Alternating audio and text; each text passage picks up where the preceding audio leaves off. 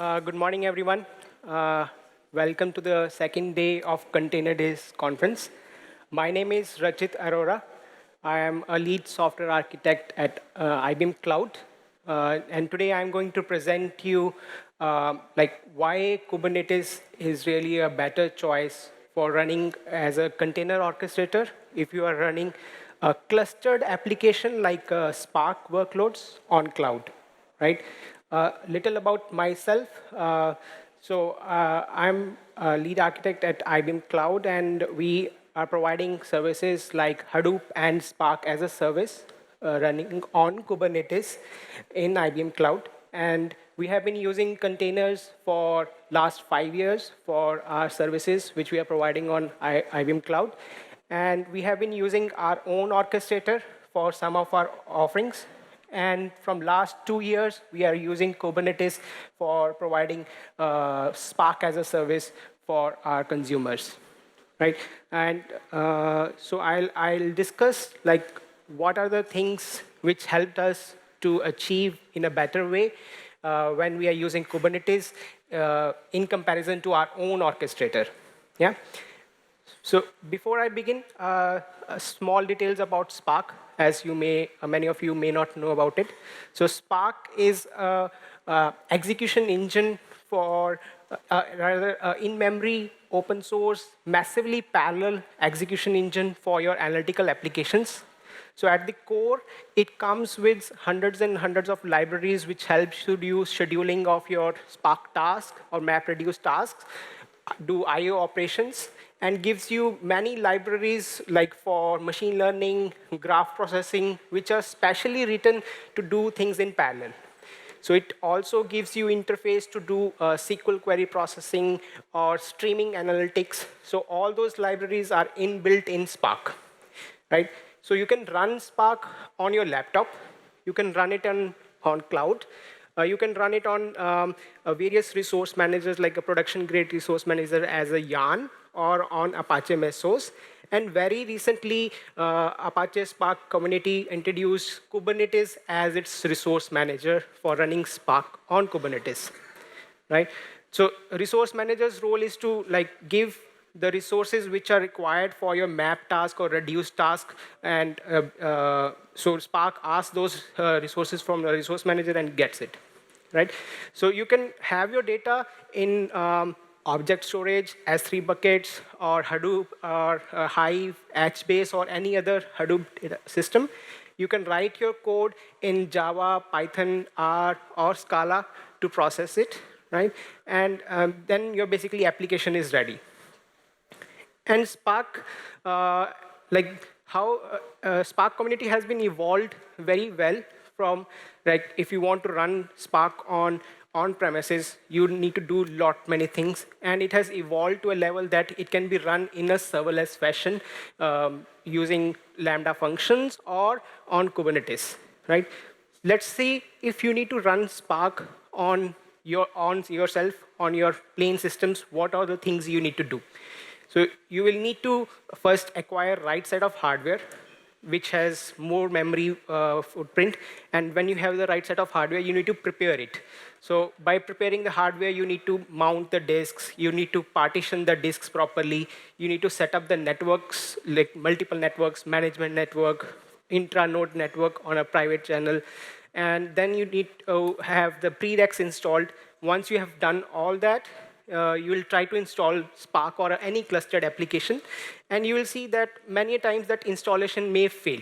So that installation can fail for missing dependency or some disk problem or some network problem. So we'll fix it, and you'll retry. And after trying multiple times, you will be able to install it, but you need to maintain it, right? You need to maintain it for its high availability. You need to scale it for your increasing workloads. You need to patch it for the security vulnerabilities, right? And there will be a lot of operations which you will need to do. So with the increase in demand of your analytical workloads, you'll think of a virtualization solution which will give you better repeatability to install Spark in a more repeatable fashion. But still, you need to worry about scaling those clusters, maintaining those clusters for upgrades, and patching those clusters for security fixes. Then you will see that you may try some managed cluster offerings, which are provided by many cloud providers like Amazon EMR, Microsoft HT Insights, IBM Analytics Engine, or Google Dataproc, which gives you a managed Spark or a Hadoop cluster, which fits your needs, like you are able to get a cluster on demand. But problem with that approach is that you need to configure that cluster for your use case. You need to still worry about the scale of that cluster. And biggest problem there is that you are paying for that cluster even if you are not using it. So even if the cluster is lying idle, you are paying for that cluster. So what data scientist community is looking for is that running Spark in a serverless fashion, that they are not paying for the idle time and still able to get the agility of the system, like they on demand the run times. So we have that such a system. It's called as IBM Watson Spark environments. So you can work with this using your Jupyter Gateway. You bring your notebooks, data science notebook, or you request for running a Spark job. We give a dedicated Spark cluster, which is running on a Kubernetes to you. And you can run it, your notebook, and once it is done, your cluster will be stopped and you will be stopped billing. So let's see, what does it take to build such a system, right? So we need to have virtualization. We have seen that why we need virtualization.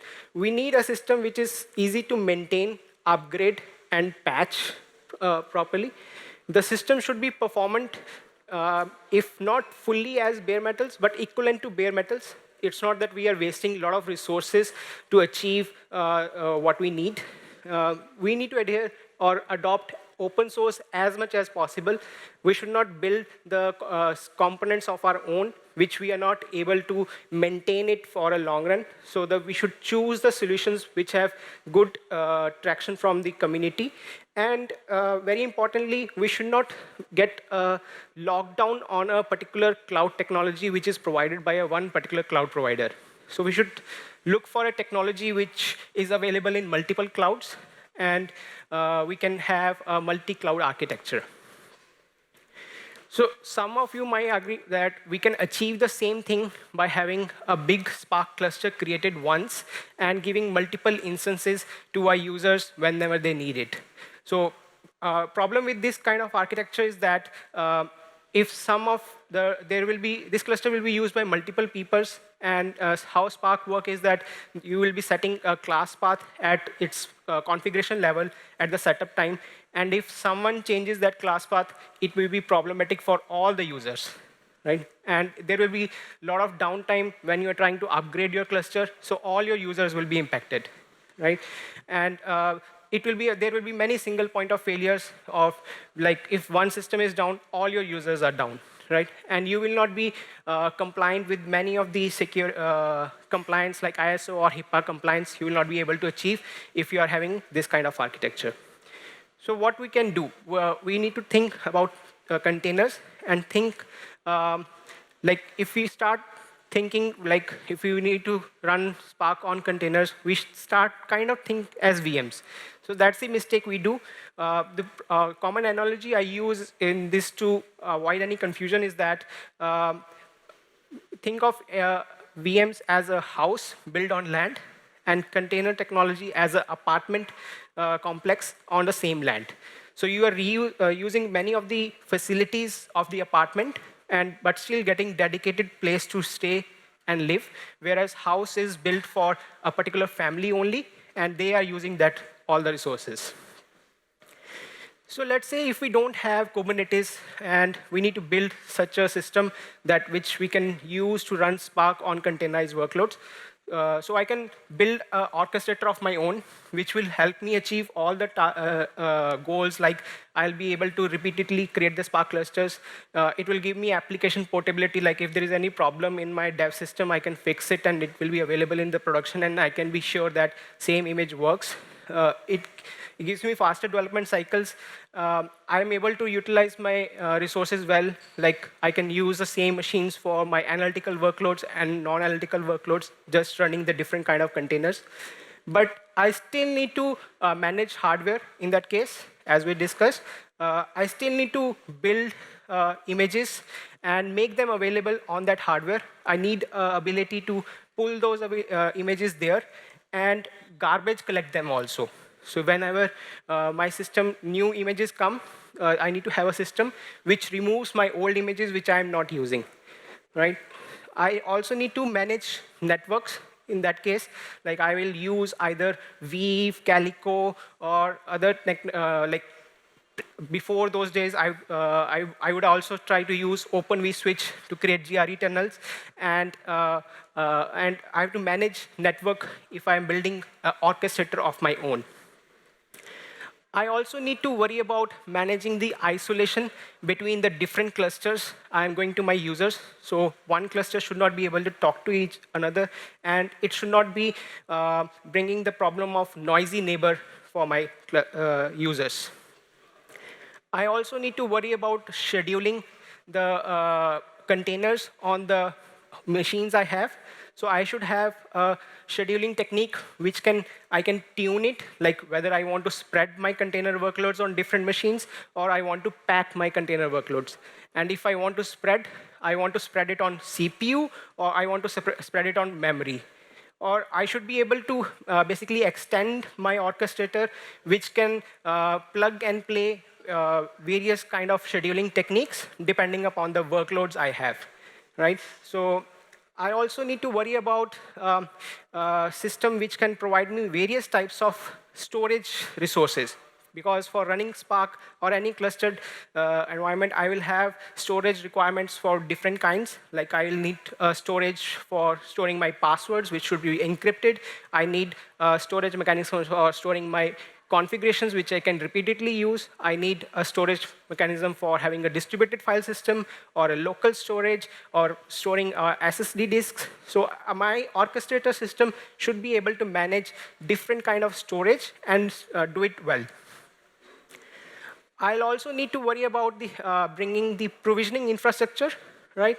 The system which can give me a load balancer, API gateway where I can request for the creation of my container, and a container deployer which can manage the like the Docker create command or Docker run command, mounting the volumes. So I need to have a provisioning infrastructure and worry about the high availability of it.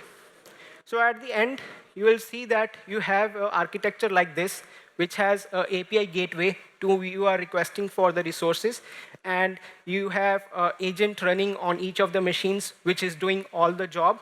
And when a request comes to your API gateway, that agents handle them. So if we run on Kubernetes, so Kubernetes gives all those things by default. So there is an API server. There is etcd, which is your store. There is a kubelet, which is running on each of the nodes. And all the things which we discuss, which we need to manage on our own, Kubernetes gives you by default. And it gives you ability to run Spark in a better way. And I have a blog if you are looking for why particularly we should run Spark on Kubernetes. This gives you very good level of details if you are looking for those details. And when you have decided that you are going to run Spark on Kubernetes, you still have some options. You can still run Spark in a standalone mode, which gives you a full-fledged Spark cluster, which has a Spark master pod and worker pods. And you can run Spark more natively on Kubernetes, which gives you don't need a Spark cluster then. You just need drivers and executors. So this ability helps you do it in a better way. And on top of it, we have provided various operators. It's called a Spark operator. If you want to create your own resource of Spark, as like a custom resource definition as a Spark job, this operator helps you do that. You declaratively define your Spark job in a YML and give it to the API server, and it will create the required resources for running Spark on Kubernetes. So to conclude, Kubernetes helps to ease down the Spark analytics, but we need to be a little cautious that Kubernetes does not provide all the mantra for running a clustered applications. We still need to worry about security components, design the things in a right way, and use the right things like operators wherever applicable. I have given some reference slides if you are interested to try out more. Thank you.